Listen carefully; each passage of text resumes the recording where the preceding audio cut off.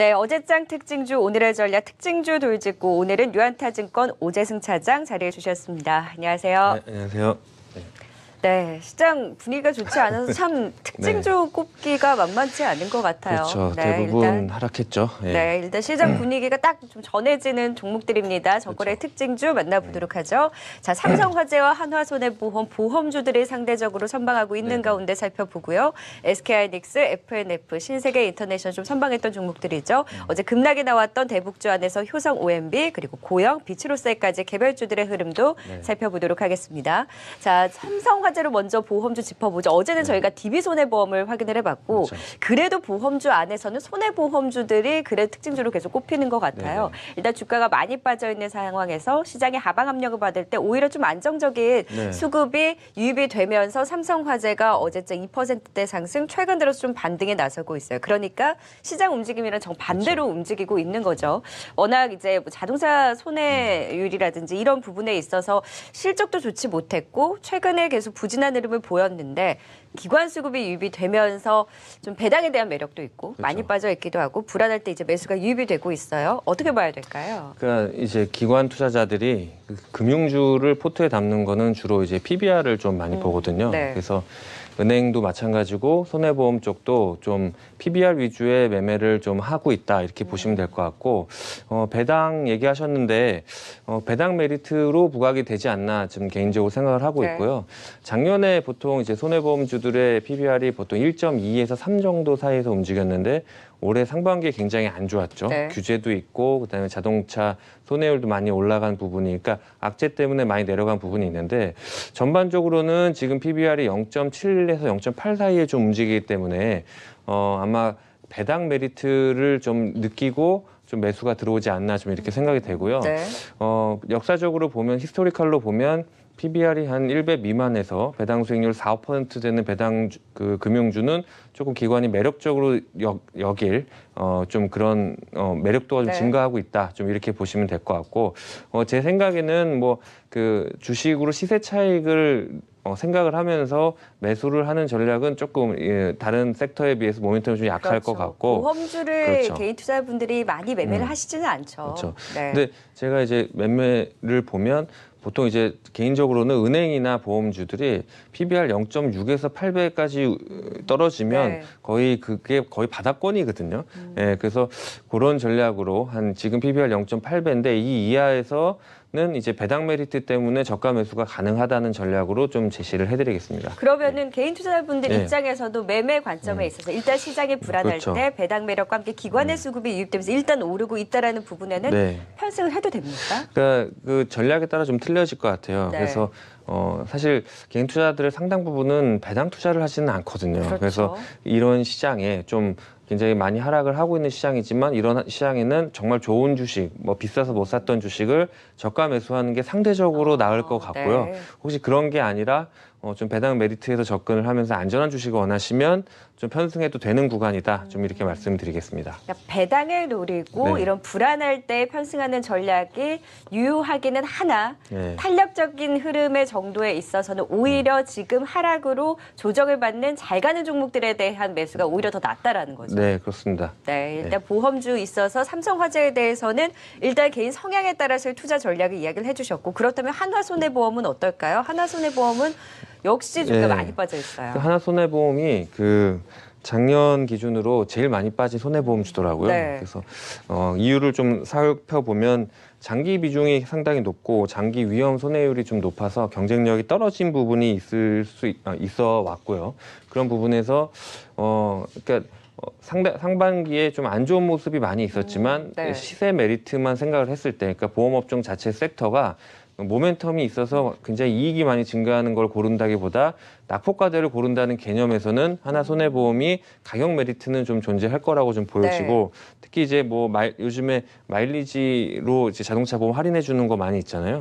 그런 거라든지 아니면 뭐 사망 담보 비중이 높은 인담보 계약이라든지 보험 상품이라든지 이런 특화 있는 상품들이 이제 상반기에 좀 출시를 했는데 요거의 판매량도 나쁘지 않은 것 같습니다. 그래서 가격 메리트를 생각을 해보면 하나 손해보험도 보험업종을 좀 매수하고 싶은 분들이 하나의 대안이 될 수 있을 것 같습니다. 네. 네. 일단 하나손해보험에 대해서는 지금 시점에서도 낙폭과대에 네. 따른 매수 관점이 유효하다라고 예, 유효한 것 같습니다. 이야기를 해주셨는데 그렇다면 낙폭과대에서 사도 괜찮다라는 의견인지 아니면 낙폭과대 주 안에서도 매력이 있어서 매매 관점으로 보세요라는 뉘앙스는 좀 살짝 다르거든요. 그렇죠. 좀 틀린데 네. 이게 투자의 관점이 개인 투자자들도 성향이 다 틀려서 그렇죠. 그냥 낙폭 과대고 괜찮으니까 사세요라고 할 수는 좀 없는 부분이 사실은 아까 말씀드렸지만 대부분은 모멘텀 투자를 하시는 분들이 그렇죠. 많거든요. 근데 또 굉장히 좀 안전한 걸 위주의 배당 쪽으로 생각하시는 분들은 제가 볼 때는 보험업종 내에서는 삼성화재가 더 나은 것 같고요. 네. 예, 그다음에 보험업종 자체가 올라가는 어떤 수익을 기대하는 부분은 하나손해보험이 조금 더 낫지 않나 싶습니다. 네. 예. 그러니까 개별 종목 안에서는 삼성화재, 근데 그렇죠. 보험주 전반적으로는 이제 네. 하나손해보험에 대한 긍정적인 시각을 이야기를 해주셨는데 일단 듣는 뉘앙스로는 보험주 안에서 매매를 하실 분들은 네. 일단 개인 성향에 대해서 매수 관점 유효하다라는 정도로 해석을 해도 될까요? 네, 맞습니다. 네, 일단 보험주에 대한 시각 들어봤고요. 이어서는 SK하이닉스입니다. 95,000원 찍고 나서 주가가 계속 하락을 했어요. 사실 네. 외국인의 수급길이 막혀있는 상황에서 그래도 그 외국인의 수급이 들어왔다 나갔다 하고 있는 상황이거든요. 앞으로 2분기 실적은 어떨지 사실 원달러 환율이 그렇죠. 많이 급등을 하면 IT 수출주로서는 사실 좋은 상황인데 시장 여건이 좋지 않아서 주가는 계속 좀 답답한 것 네. 같아요. 어떻게 보세요? 보통은 이제 수출주가 원달러 환율이 오를 때 회사의 이익이 좋아진다는 생각에서 많이 저가 매수를 하시는데 사실은 그거는 향후의 문제고 한 3개월에서 한 3개월 이상 걸려요. 시일이 걸린다. 예, 시일적으로 좋아질 때까지. 그리고 단기적으로 원달러 환율이 올라가는 거는 특히 시가총액이 큰 종목 같은 경우에는 이 주식을 팔고 미국 달러로 환전하고 있다고 보셔야 되거든요. 그런 부분에서 SK 하이닉스 같은 경우에는 좀 매도세가 나오고 있는 네. 부분인데 일단 하이닉스는 그냥 극명하게 말씀드리면 이렇게 될 것 같습니다. 일단 2분기까지는 너무 좋다. 2분기 영업이익이 대충 시장 컨센서스가 조금 틀리긴 하지만 5조 5천억 정도 예상을 하는 하우스들이 좀 많이 있고요. 전분기 대비해서 한 20, 30%, 한 27% 정도 증가하는 걸로 좀 보고 있는데 일단 문제는 3분기와 그 향후의 비전이겠죠. 그래서 3분기 같은 경우에는 낸드 쪽은 가격이 여전히 좀 빠질 확률이 많고 디램의 상승 추세는 조금 꺾이지 않을까 제 네. 개인적으로 보고 있는데 사실 원래 작년 말 기준으로는 올해 상반기가 좀 디램이 안 좋고 하반기로 좀 나아진다고 좀 보는 뷰가 많았었는데 네. 오히려 상반기에 지금 뚜껑을 열어보니까 너무 좋았죠. 좋은데 하반기는 조금 공급의 과잉이 좀 나올 수 있지 않을까. 그래서 상승 추세는 좀 꺾일 수 있지 않을까 좀 보는 하우스들이 나오기 시작을 하는데 결론적으로 말씀드리면 지금 가격 8만 원대 초반은 매수 관점에서 저는 바라봐야 된다고 네. 생각을 하고 있고 얘기하신 것처럼 원달러 환율도 향후 실적을 증가시키는 요인으로 될 수 있고 단기적으로 좀 좋은 주식을 많이 팔았다 좀 이렇게 보고 있어서 8만 원대 초반 특히 8만 4천 원 이하에서는 좀 매수의 영역으로 바라보셔도 될 것 같습니다. 그러니까 외국인이 시장을 팔면서 매도가 나온 SK하이닉스에 대해서 네. 8만 원 초반대에서는 충분히 2분기 실적에 대해서도 네. 긍정적인 전망이 나오고 있기 때문에 매수 관점이 유효하다라고 이야기를 해주셨고 원달러 환율 급등과 함께 이러한 부분은 아무래도 3개월 정도의 시일이 걸리기 때문에 향후에 또 추가적으로 실적이 나아진 여부도 확인을 해봐야 된다. 다만 디램이라든지 낸드 부분에 있어서는 좀 3분기 이후로는 하향 추세를 갈 수도 있다라는 부분도 체크를 해야겠네요. 네, 그렇습니다. 네, 그러니까 매매가 쉽지 않아요. 쉽지 SK하이닉스. 않습니다. 그래도 지금 8만 원대 초반에서 충분히 매수 관점으로 가격 매력 또한 있다라는 진단을 해주셨어요. 자, 다음 종목 살펴보죠. 이 두 종목이 다 유통주들의 선두를 그렇죠. 좀 이끌고 네. 있어요. FNF는 도대체 언제까지 갈까요? 어제 그 그렇죠. 하락장 속에서도 신고가를 경신했어요. 그러니까 이제 FNF가 굉장히 좀 잘하는 게 뭐냐면 네. 그 해외 브랜드를 사서 그걸 마이다스의 손으로 만드는 걸 되게 잘하거든요. 네. 그러니까 이 FNF 주가를 보면 왜 이게 이렇게 가는지 좀 이해 못하실 네. 분들도 많이 있는데 그게 이제 겨울에 학생들이 무슨 잠바를 입고 다니는지 보면 나오거든요. 롱패딩 많이 입었어요. 그렇죠. 디스커버리. 네. 그래서 아마 노스페이스 아마 아실 거예요. 영어무역이죠. 노스페이스 한때는 노스페이스 잠바가 맞아요. 없으면 안 되는데 지금은 다 디스커버리로 바뀌었거든요.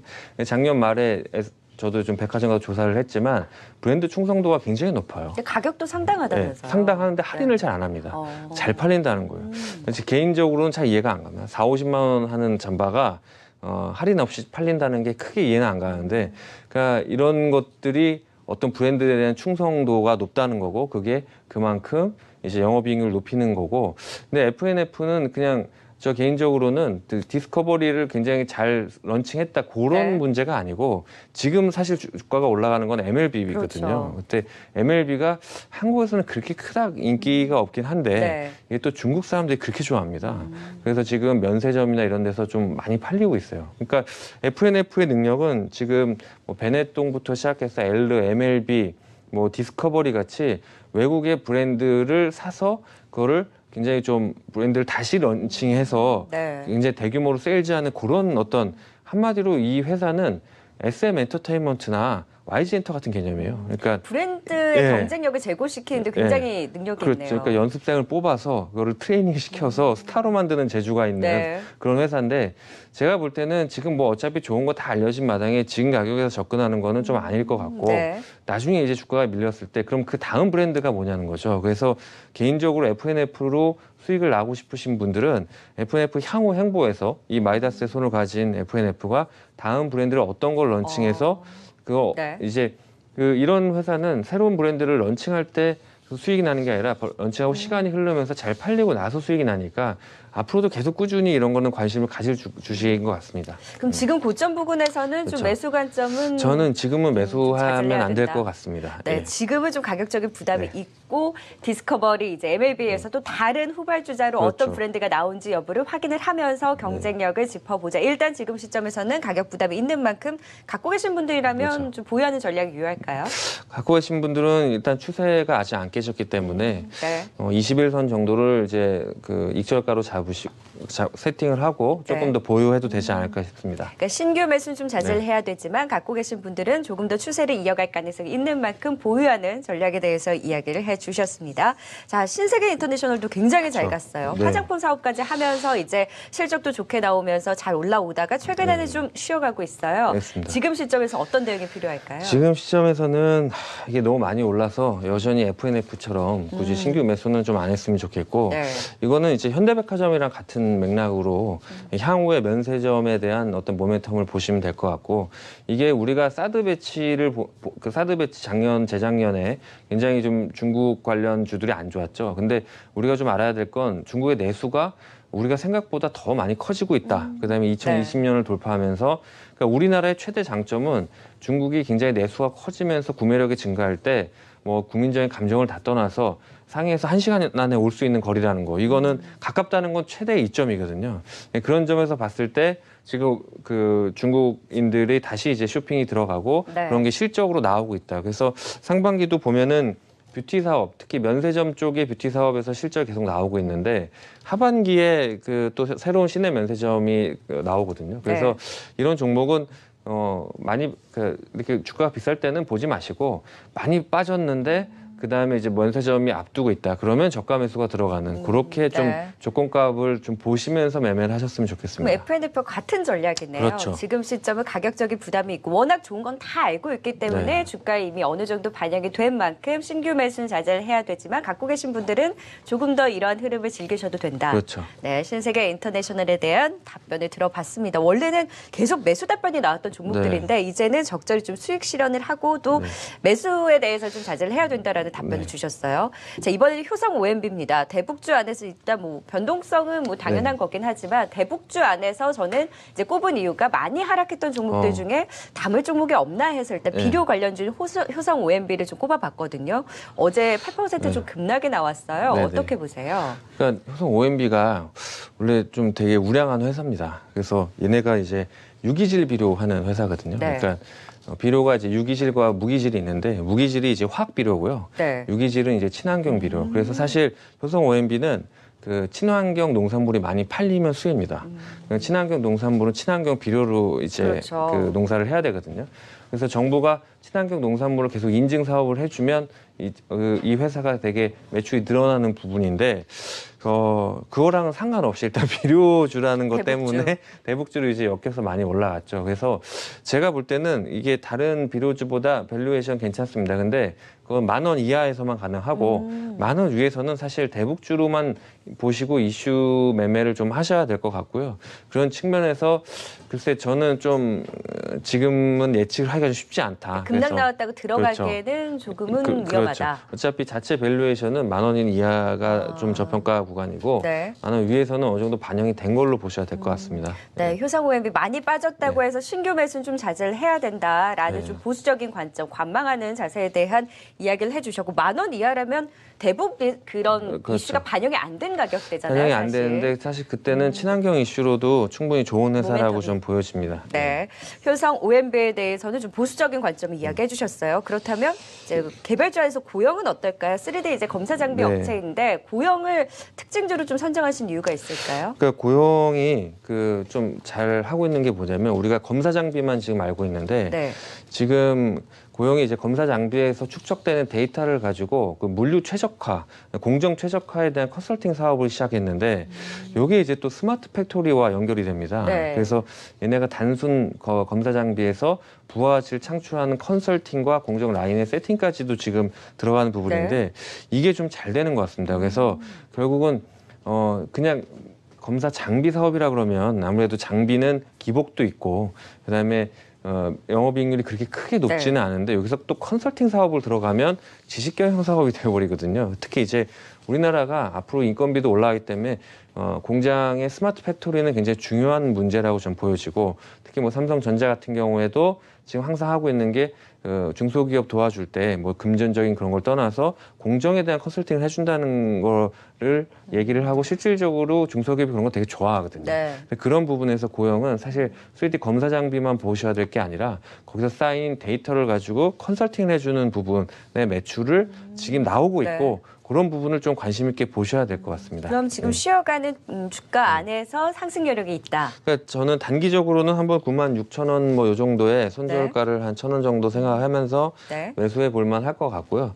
그게 아니더라도 좀 장기적으로는 요 컨설팅 부분, 이런 부분을 좀 유심히 좀 볼 만할 것 같습니다. 컨설팅 관련해서 스마트 팩토리 4차 산업혁명 관련해서의 관심주로서 고영에 대해서 좀 중장기적으로 지켜보자. 96,000원 선 수준에서는 충분히 좀 매수 관점 유효하다라는 긍정적인 진단을 해주셨고요. 마지막 쪽은 비츠로세 확인해 보도록 하겠습니다. 리튬 1차 전지 이제 관련주인데 사실 이제 화재가 나면서 정상화되기까지 거래가 정지가 됐다가 거래가 재개되고 나서 사실 좀 매물 압박을 받고 있어요. 어제 저희 종목 탐방 리포트 시간에 이제 관심주로 갖고 나오셨었는데 어제 흐름 나쁘지 않았는데 사실 시장이 하락하다 보니까 상승폭이 좀 줄였죠. 비츠로셀은 어떻게 보세요? 지금 그 물량이 좀 부담이 좀 될 겁니다. 그래서 그 물량을 좀 소화하는 과정이라고 보고 있고요. 얘네는 이제 그 1차 전지 업체거든요. 그러니까 1차 전지랑 2차 전지는 뭐냐면 1차 전지는 일회용이라는 거고 2차 전지는 충전해서 쓸 수 있다는 건데 우리가 생각하는 그 1차 전지는 기본적으로 로켓 배터리 뭐 이런 건데 근데 이런 게 그런 용량 말고 굉장히 대규모 용량으로 필요한 부분이 많거든요. 그래서 의외로 이렇게 레드오션이 아닌 것 같아요. 제가 볼 때는. 그다음에 화재가 났는데 1년 후에 지금 다시 공장을 지었는데 그 거래처가 이렇게 빠지는 거래처가 없습니다. 그래서 시장 신뢰를 좀 많이 지켜서 지금 그 밸류를 좀 부하 가치를 지금 좀 증명을 하고 있다. 왜냐하면 잘하지 못했으면 거래처는 다 빠졌어야 되는 게 정석이거든요. 그런 거에서 좀 잘했던 회사라고 좀 보여지고 그러니까 1차 전지가 대표적으로 이제 스마트 그리드나 혹은 국방 전지 등에서 수요가 증가를 하고 있기 때문에 매수 관점에서 바라봐도 될 것 같습니다. 네, 지금 시점에서 비츠로셀에 대해서 좀 물량을 해소해야 되는 여부는 있지만 그래도 매수 관점 유효하다라는 긍정적인 진단까지 주셨습니다. 특징주 돌직구 지금까지 오재승 차장이었습니다. 고맙습니다. 네, 감사합니다.